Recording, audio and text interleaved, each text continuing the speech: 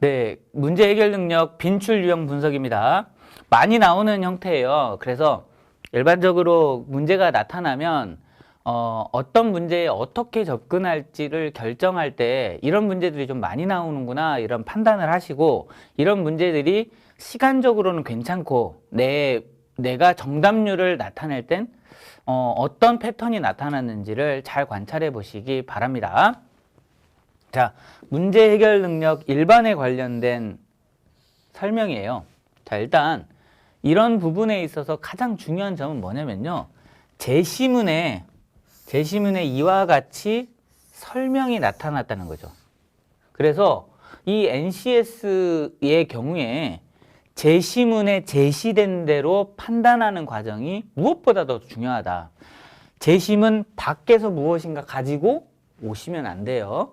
그래서 제시문에서 문제와 문제점을 구별하라. 문제는 목표와 현실의 차이이고, 목표는 이런 상태인데 차이는 목표와 현재 상황이 어긋났다는 점이다.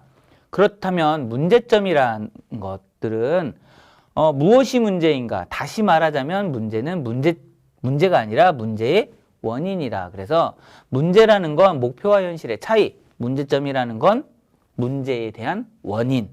문제를 해결하려면 목표와 현실의 차이를 파악한 후 원인을 판단해야 되는 거죠. 자, 그러면 얘가 보고서 작성을 했어요. 근데 수정해야 할 부분을 언급하고 있습니다.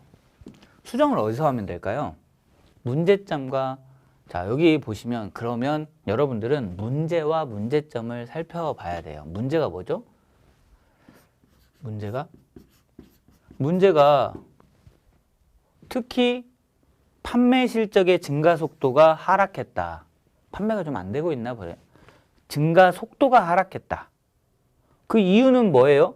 자, 이유라고 하잖아요. 그게 이제 문제점에 대한 설명이다. 이렇게 보시면 될 것 같아요.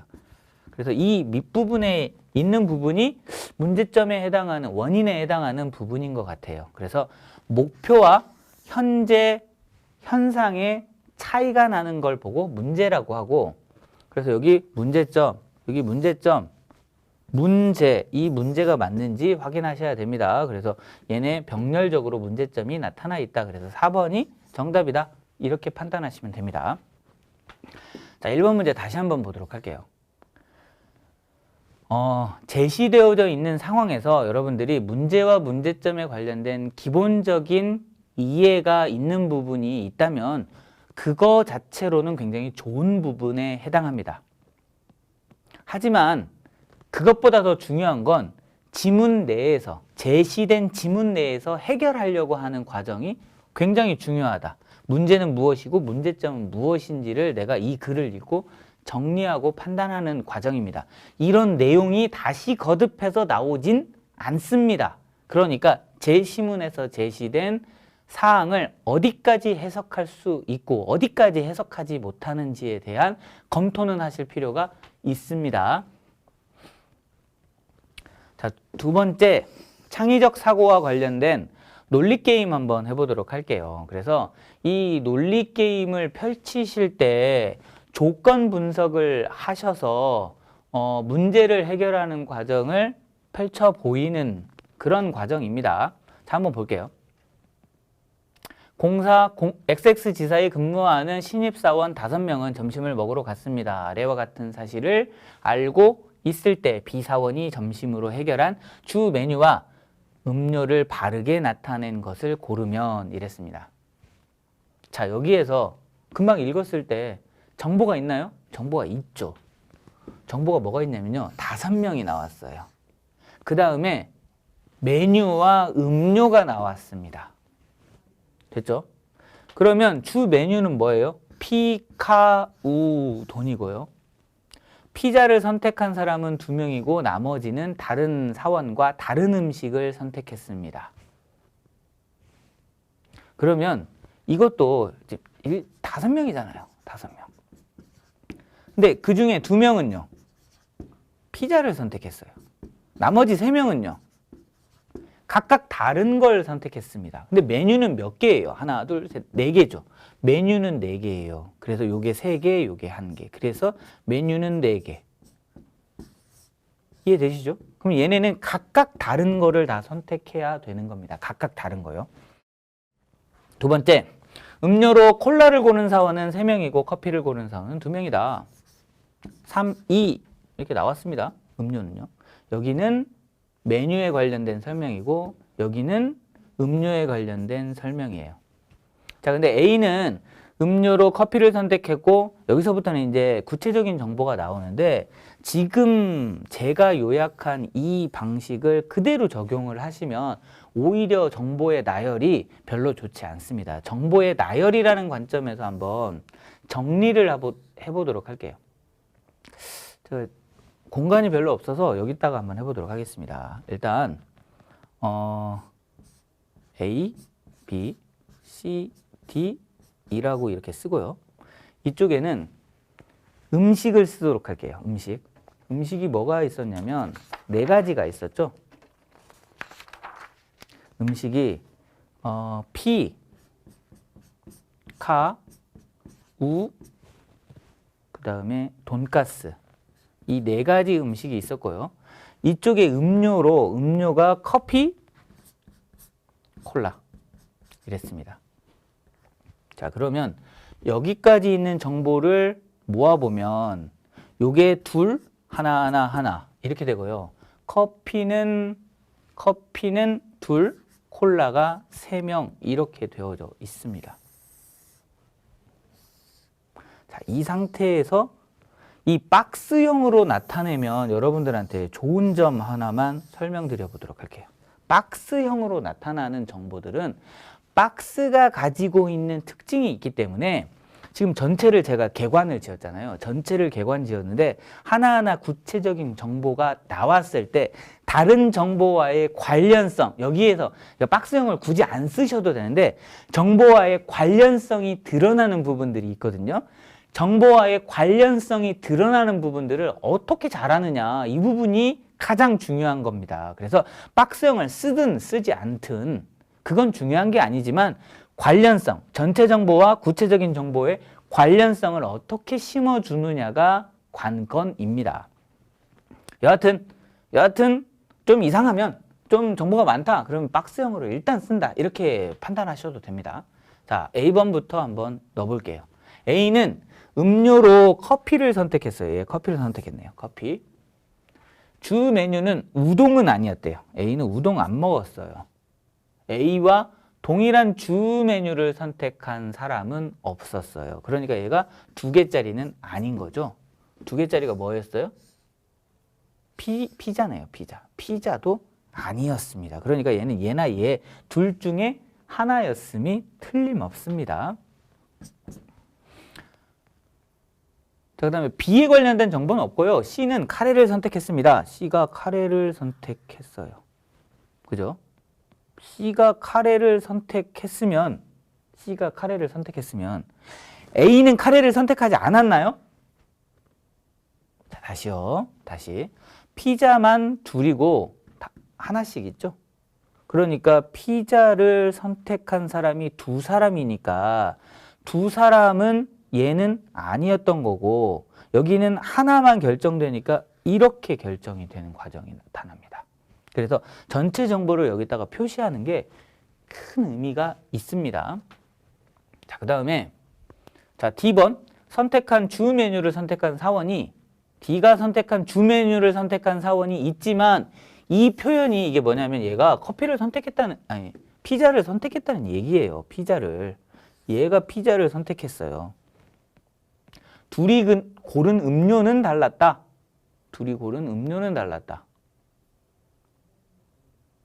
그죠? 여기까지 이 정보를 적용하지 못하겠어요. 일을 한번 해보면 음료로 커피를 선택했다. 얘가 커피를 선택했죠? 그러면 커피는 둘이니까 나머지는 다 B, C, D 다 콜라를 선택했습니다. 다시 여기로 가볼까요? D가 선택한 주 메뉴를 선택한 사원이 있지만 둘이 고른 음료는 달랐다. D가 선택하고 나서 이 피자는 2명이서 선택합니다. 2명이서 선택하는데 달라야 되죠. 뭐가? 음료가. 음료가 다른 애는 D랑 음료가 다른 애는 여기죠. 여기는 안 되니까 얘네가 선택했다. 이렇게 되죠. 그러면 나머지 B는 여기를 선택했을 거네요. 그죠? 자, 그래서 나머지 찾아보시면 되는데 여러분들이 이 논리 퀴즈 문제를 푸실 때 유념하셔야 될 부분들이 있어요. 첫 번째, 문제가 상급이면 풀지 않는다가 여러분들 논리 퀴즈에서 의미 있는 답입니다. 항상 문제를 풀지 말지를 결정하셔야 돼요. 두 번째, 아까 뭐라고 말씀드렸냐면 상급 문제들은 안 푸시는 게 좋지만 중급 문제들은 풀어야 한다. 풀지 않고 접근할 수 있는 방법은 없다. 자꾸 나의 논리적 사고 능력이 적어지면 적어질수록 이 영역에서는 여러분들한테 큰 피해가 옵니다. 그래서 도전하셔야 돼요. 일단 자, 도전한다는 관점에서 보면 여기 포괄적인 정보가 있어요. 틀을 결정하는 정보 이런 거죠. 이런 거 3명, 2명, 3명, 2명 또는 피자는 둘, 나머지는 각각 하나씩. 그래서 전체 틀을 결정하는 정보가 있고요. 구체적인 정보가 왔을 때 관련성에 따라서 평가하는 과정이 또 따로 있고요. 그죠?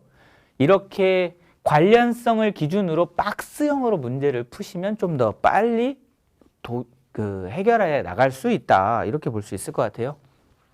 자, 그러면 B가 선택한 주메뉴 뭐죠? 우동이네요. 우동, B가 콜라. 우동, 콜라 1번이 정답이 됩니다.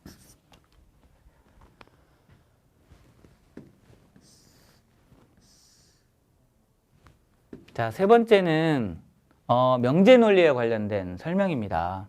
명제 논리와 관련해서 간단하게 좀 설명을 드려보도록 할게요. 자, 좀 필기가 좀 길 수도 있습니다. 조건 명제입니다. P이면 Q이다가 참이라고 가정했을 때 P이면 Q이다 이렇게 얘기를 할 수 있어요. 그런데 그때 P이다 이러면요. 따라서 Q가 되는 거예요. 벤 다이어그램으로 그려보면 P이면 Q이다가 이와 같은 설명이 되면 이와 같은 포함 관계가 형성이 됩니다. P가 Q에 포함이 되어져 있죠. 그러니까 내가 P다 그러면 당연히 Q다 이런 설명이 가능한 거죠. 그런데 이 설명에 잘못된 게 뭐냐면 P이면 Q이다 그랬는데 내가 Q다 이랬어요. Q다 그래서 P다 이런 것들을 보고 이 정권 긍정 이게 후권 긍정의 오류다 이렇게 판단합니다. 두 번째는 P이면 Q이다 Q이면 R이다 이랬을 때 따라서 P이면 R이다 이 과정을 거치게 됩니다. 이걸 보고 3단 논법이라 이렇게 지칭을 하죠. 그런데 이 과정은 하나 더 늘리면 돼요. P, Q, R을 포함시켜서 P가 Q에 포함되어져 있고 Q가 R에 포함되어져 있으니까 P가 R에 포함되어져 있다. 또는 여기에 이제 대우명제 적용하시면 되고요. 자, 그런데 이런 걸 많이 씁니다. P면 Q이다. 또는 R이면 Q이다. 그래서 P면 R이다. 이거 오류예요. 오류. 그러면 이 오류와 다른 오류도 쓸 수 있지만 큰 특징이 뭐가 있냐면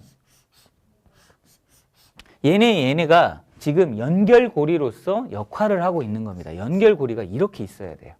그죠? 연결고리가 이렇게 있을 때 연결이 된다 이렇게 보여져요. 그런데 만약 얘를 대우명제로 삼았다고 한번 해볼까요? 대우명제로 삼았으면 P이면 Q이다. not Q이면 not R이다. 이렇게 되죠. 그럼 이게 연결고리로서 역할을 할 수 있습니까? 이렇게 여러분들이 반문하셔야 돼요.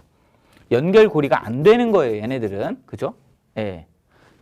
이런 식으로 오답을 만들어내는 장치를 마련하고 있습니다. 그러니까 여러분들은 사실 정권 긍정의 법칙, 후권 긍정의 오류 이런 것들이 있잖아요. 그러면 시험 문제 낼 때 헷갈리는 장치로서 무엇을 이용하는지까지 살펴보시는 게 여러분들한테 의미 있는 과정이다. 이렇게 보실 수 있을 것 같아요.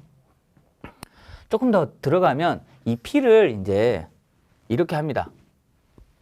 A and B 또는 P를 A or B 이렇게 따져서 얘네들의 포함 관계에서 A다 했을 때 이렇게 성립하는지 이런 걸 보거나 얘네들을 이 후건으로 옮기거나 또는 여기에 얘네들을 넣거나 이런 과정들을 살펴보긴 하는데 여러분들한테는 큰 의미는 없는 것 같아요. 그렇게까지 하게 되면 조금 더 어려워지거든요, 사실. 구체적으로 살펴보실 분들은 쟤를 넣고 뭐 그냥 확인해 보셔도 상관없을 것 같아요. 자, 이 문제 한번 풀어보도록 하겠습니다. 여러분들 입장에서 가장 중요한 부분은 이런 거죠. 계산을 잘하는 사람, 노래를 못하는 사람, 이렇죠? 연결고리가 안 되죠. 그런데 IQ가 높거나 수학을 좋아하거나 근데 수학을 싫어하거나 IQ가 낮거나 그러면 얘네 둘이 소재는 똑같잖아요. 그리고 반대 방향에 있습니다. 그러니까 이 뒷명제를 두 번째 있는 명제를 대우명제를 취해 볼게요. 여기 보면 잘한다의 반대가 못한다라고 가정이 되어져 있기 때문에 이렇게 할 수 있는 겁니다. 만약 이런 가정이 없으면 저렇게 하면 안 돼요. 원래 다른 겁니다. 그러면 얘를 하게 되면 수학을 좋아하고 and 오어입니다. 오어.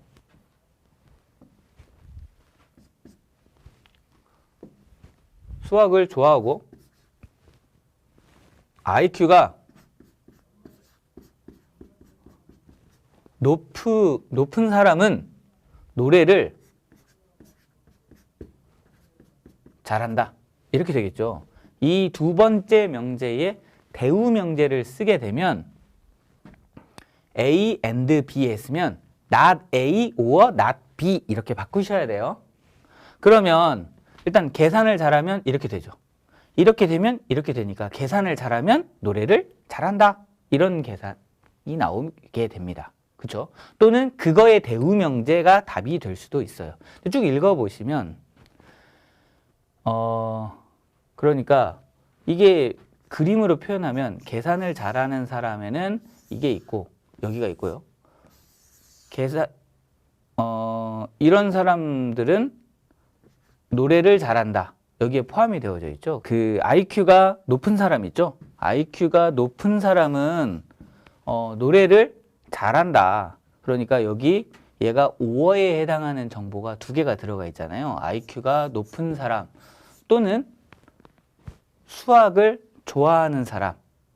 얘가 5어에 A, 5어 B에 관련된 정보고 그래서 얘가 B라고 하면 B라는 것들은 노래를 잘한다는 거에 포함이 되어져 있다. 그래서 3번에 해당한다. 이렇게 보시면 좋을 것 같아요. 자, 3번 문제 한번 요약해 보도록 하겠습니다.